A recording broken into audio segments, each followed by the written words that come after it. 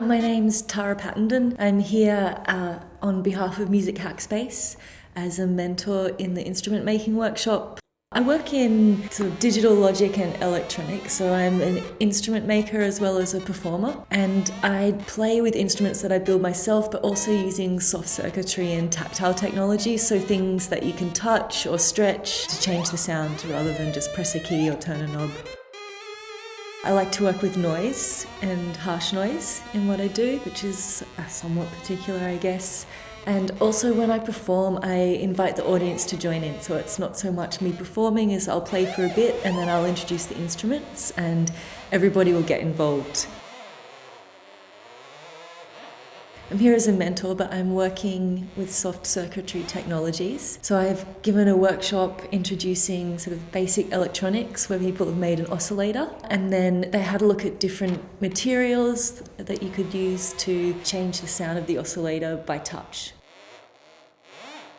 For me, the philosophy behind DIY is that making instruments is as much part of my practice as playing them. I think it's quite nice to be able to experiment with electronics using a stretch sensor, which I knit myself, that uses resistive thread, and it changes resistance when it gets stretched. And so it was changing the pitch of that particular instrument.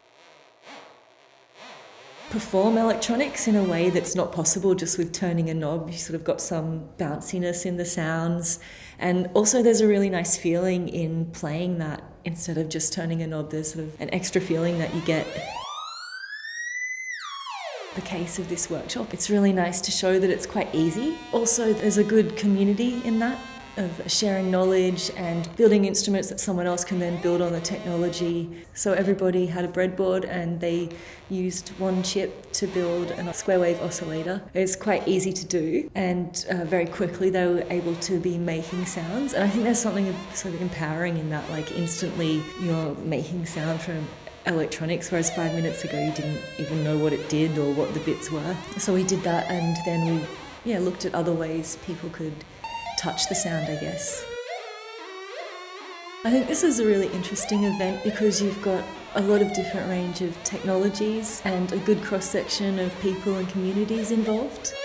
It's nice to be here at the Onassis Centre. It's a really great space to be working in. There's a lot of room and there's a nice mix of people. It's a good opportunity to come here and to meet a lot of local people and see what they want to make.